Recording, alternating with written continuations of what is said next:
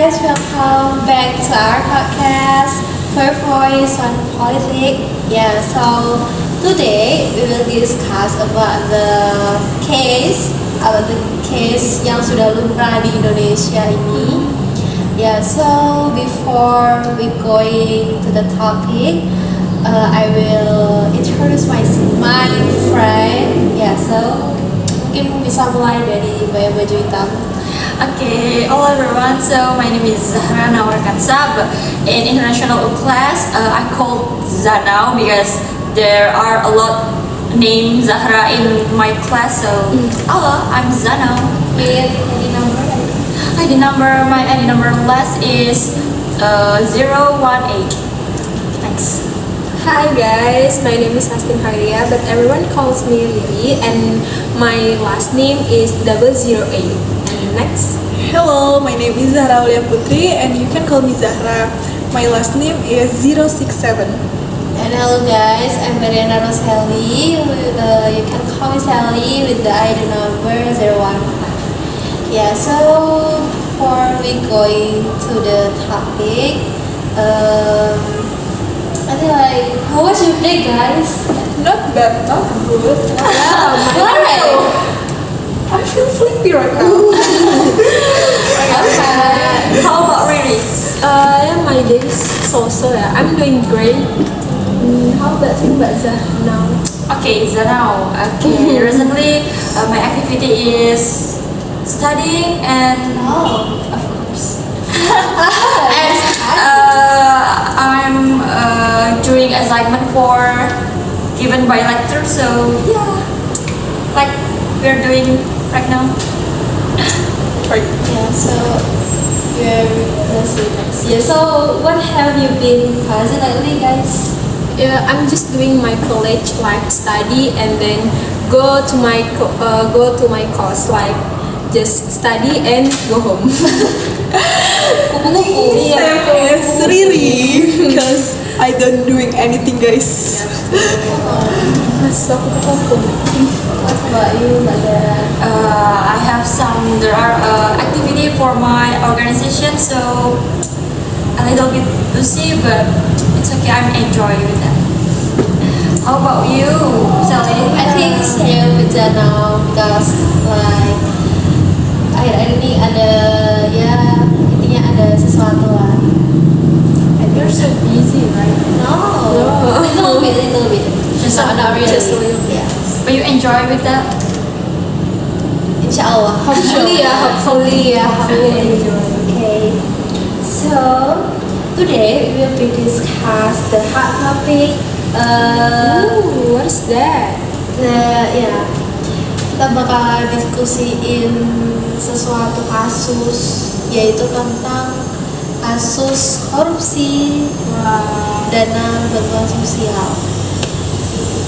Like sebenarnya hal ini itu sudah bukan hal tabu di Indonesia. Betul. Sudah menjadi culture ya di Indonesia. It's not make us like shock gitu ya, karena bener-bener kayak udah biasa. Jadi kita kayak nggak kaget kalau dengan wah korupsi gitu. Terlebih korupsinya itu notabene ada yang ASN. Wow. Sangat Really bad. melanggar kode etik ASN sendiri itu ya, guys. Bayangin kalian kesel gak sih kalau misalnya kayak dulu gitu, kita lagi ada COVID, terus malah ada segelintir oknum yang malah mengkorupsikan, malah memanfaatkan dana tersebut yang harusnya untuk kita semua malah dimanfaatkan untuk dirinya sendiri lah. Yang harusnya bisa buat bertahan hidup ya selama COVID, karena kita tahu pas COVID itu kan banyak yang di PHK, banyak yang orang-orang tuh berhenti dapat pendapatan buat sehari-hari nih malah Dan mereka yang sudah punya penghasilan tetap malah berfoya-foya dengan apa yang harusnya itu jadi hak kita. Iya, betul. Ya, so jadi salah satu case yang akan kita bahas pada korupsi dana sosial ini adalah kasus yang dilakukan oleh siapa? Entik Musakti. Ya, mungkin nama ini sudah tidak asing ya di sebagian dari kalian ya. Lumayan familiar ya. So hari ini kita bakalan bedah semuanya, kayak mulai dari apa itu bansos, terus gimana mereka itu melakukan, gimana dana itu diselewengkan, dan terus dampaknya ke masyarakat itu seperti apa ya. So we will be discuss in this podcast guys, so stay tuned. Okay guys, before we continue to another segment, of course we have to know about Antik Musakti first. So basically, Antik Musakti is an NGO coordinator who was involved in 2012 in Bandung City Government grand corruption case. Yeah, he has been sentenced to 9 years in prison for misappropriation of grant funds, with state losses reaching IDR 3 billion. In addition, he was all charged with money laundering or TPPU related to the funds, and with a total value allegedly laundered reaching to 4 billion.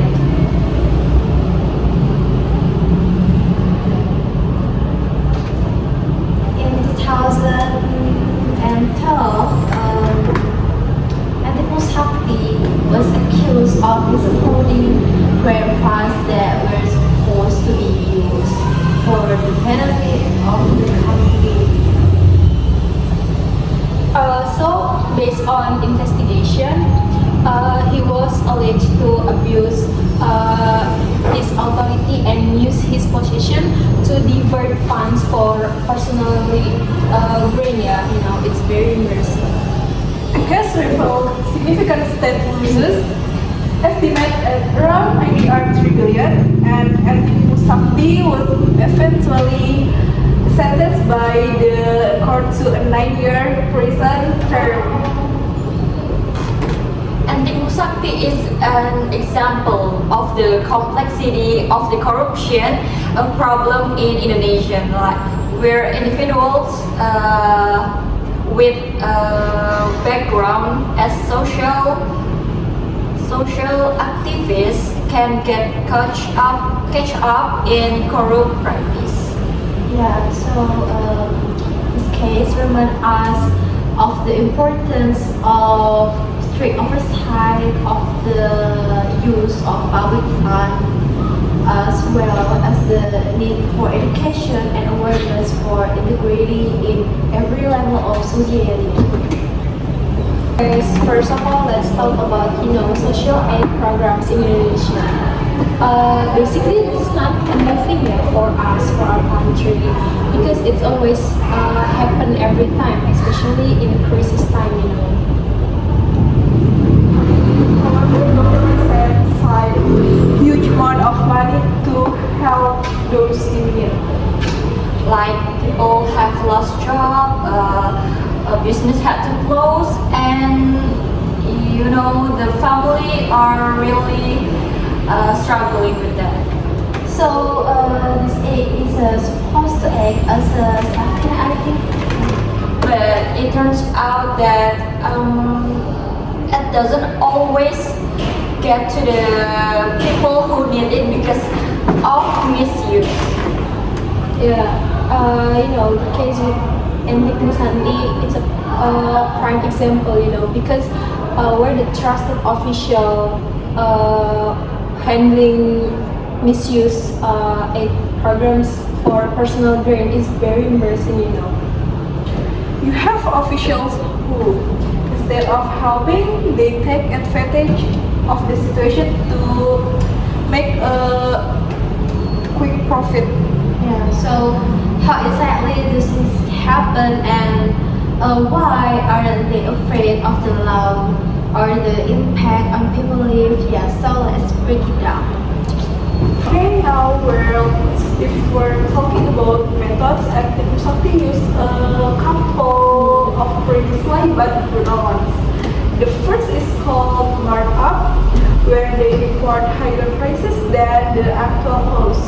So, for instance, a food package that costs 100,000 billion might be written up as 200,000 billion in the reports. Yeah, and the extra money goes into their pockets. From the outside, it looks like all the aid money was used for social assistance, but in reality, the items were sold at much lower prices. Yeah, in another tricky involved, yeah, cutting down aid before it reaches people.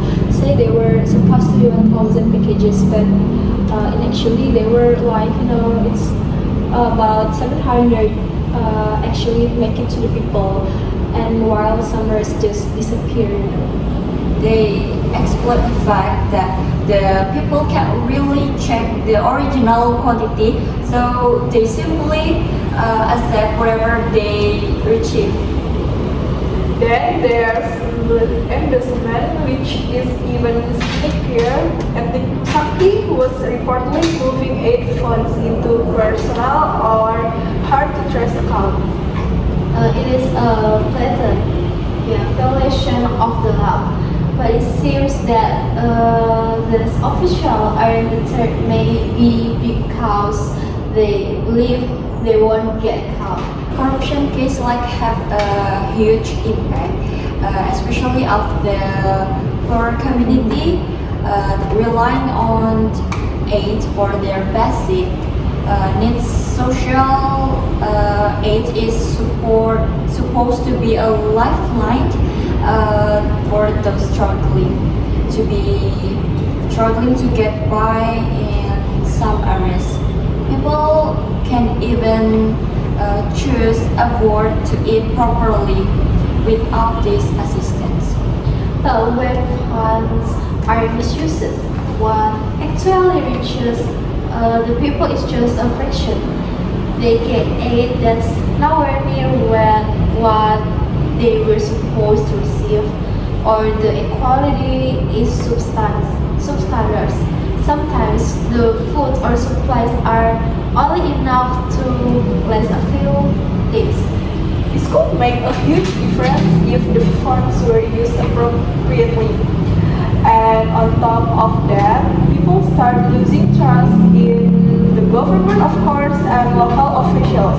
They might wonder, how could someone trusted to manage aid end up taking our share? This erodes public trust, which can lead to social instability as people stop believing in the government's ability to help them. Like as we know, yeah, corruption also makes people feel betrayed. Yeah. So when the people feel betrayed like this, they might even refuse future aid. So it's just not about money, yeah, actually, but it affects a very between communication and their leaders. So we all hope that going forward, this case can be minimized or ideally presented altogether. Law enforcement needs to be stricter when it comes to this social and corruption case. Beyond just kill time, there needs to be real deterrence to make sure other officials don't try the same thing kalau desire. And it's important, yeah, for us as a community, as a smart people, to be vigilant and speak up if something seems off. And there are more even ways to report suspicious activity. And don't forget that government has to improve their transparency around how to aid is distributed gitu. Jadi pemerintah juga harus meningkatkan transparansi dalam pendistribusian. Yeah, with better technology and strict monitoring, yes, these funds could be better and protect and really reach those who need them.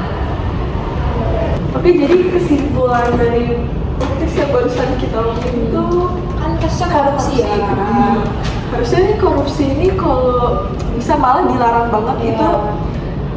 Gak pejabat-pejabat publik tuh nggak seharusnya ngelakuin korupsi kayak gini Karena melanggar Kode etik. melanggar kode etik, melanggar kepercayaan kita masyarakat. Karena gimana pun juga masyarakat itu kan butuh pejabat publik untuk melayani, dan pejabat publik pun butuh kita untuk berpartisipasi aktif di dengan mereka gitu loh. Dan ya ini kan korupsi bansos ya, kayak sangat disayangkan sekali gitu. Bantuan yang seharusnya sampai ke rakyat yang benar-benar membutuhkan malah jatuh ke tangan dan oknum-oknum yang salah gitu. Ini kan kayak benar-benar miris ya, apalagi yang melakukan itu kayak pejabat negara gitu kan, ASN, aparatur sipil negara. Harusnya ini lebih ke hukumnya juga nggak sih? Iya, lebih ditegaskan lagi ya mungkin. Sama ini mungkin ya kayak harus bisa mengidentifikasi nih Pak, misalnya ada tanda-tanda kecurangan, tanda-tanda korupsi itu harus dideteksi sejak dini ya, biar bisa dicegah, terus kita bisa tahu apa sih yang harus kita lakuin gitu loh sebelum benar-benar terjadi gitu. Ya, benar. Adanya pengawasan dari internal maupun eksternal itu juga diperlukan adanya biar sampai nggak ada misuse atau penyalahgunaan lah, kan kasihan juga orang yang seharusnya mendapatkan bantuan malah nggak mendapatkan dan mereka kesusahan jadinya. Dan kita rasa peran masyarakat di sini tuh juga penting banget ya untuk mengawal setiap apa yang turun dari pemerintah, setiap keputusan kebijakan yang nantinya juga akan berefek untuk kita sendiri gitu loh. Jadi kayak partisipasi masyarakat harus lebih terbuka nggak sih? Harus lebih melek dengan semua apa yang terjadi di pemerintah gitu. Jadi sehingga hal-hal seperti ini tuh diharapkan kedepannya nggak terjadi lagi, nggak berulang lagi. Nggak mungkin juga kalau Indonesia terus-terusan kayak gini, makin majunya. Seharusnya sekarang Indonesia mungkin udah bisa lebih baik lagi ya, tapi dengan masalah yang berulang-ulang. Apalagi kita juga mau menjadi Indonesia emas 2045 ya, kita punya tujuan kalau nih. masih ada kerucil yang begini, apa yang diharapkan di Iya. 2045 itu? Akankah emas atau cemas? Kita berharap semoga Indonesia emas itu segera terwujud dan terlaksana. Semoga para koruptor di luar sana bisa segera mendapatkan hukuman yang Karena kayak bosen gak sih lihat berita korupsi lagi kayak aduh miris banget gitu loh. Iya, dan sayangnya hukum di Indonesia itu bener-bener lemah ya. Kita nggak bisa percaya, kita nggak bisa tenang sama hukum yang ada. Indonesia negara Hukum sesuai undang-undang ya. Iya, tapi malah hukum kita yang lemah malah ya, bener-bener sebaliknya loh. Dengan branding itu tapi malah dirusak sama brandingnya. Jadi kayak itu kita nggak branding tapi branding itu malah dirusak sama makanya gitu. sama oknum ya, kita bilangnya oknum. Oknum kalau digabungin bisa jadi satu instansi. Jangan sampai kita seperti ini terus-menerus ya. Harus ada perubahan ya pasti. Iya, dan semoga presiden baru dan wakil presiden baru yang kemarin dilantik itu bisa menjalankan tugasnya secara baik ya, secara optimal, khususnya Menanggulangi kasus korupsi yang terus berulang Iya, ini. benar-benar. Tadi kemarin juga sempat banyak yang juga. Iya, iya. itu kayak kita benar-benar berharap ya dengan putaran baru, wajah-wajah baru di dunia pemerintahan kayak kita semoga bisa jadi lebih baik. Terus kalian tahu nggak sih kalau Menteri Keuangan itu sekarang bukan masuk di itu loh, jadi dia itu menteri sendiri yang diawasi langsung oleh presiden. Iya, itu. Jadi diharapkan dengan adanya hal itu bisa Mengurangi lebih kasus korupsi. Transparansinya juga lebih terjamin terjamin, ya. ya. Karena kan langsung ke presiden. sesuai lah, harus bisa akuntabel ya kepada masyarakat. So that our discussion on social corruption involving Edik Musakti. I hopefully this is play on why this aid is so important for those who truly need it, and it is reminder that corruption is not just about the money, it's about just the trust and the sense of responsibility to help each other. Thank you so much for tuning in. Don't forget to share this episode if you found it meaningful. And keep supporting us for more discussions on important topics. See you in the next episode. Remember to stay critical.